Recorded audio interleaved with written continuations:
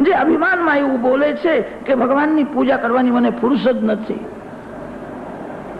ભગવાન કે છે તું મને માનતો નથી પણ હું તને માનું છું.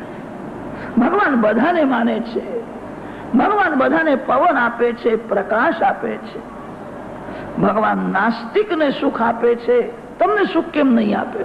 તમે આસ્તિક છો, તમે વૈષ્ણવ છો, તમે પ્રભુના પ્યારા છો, તમે પરમાત્માના અંશ છો.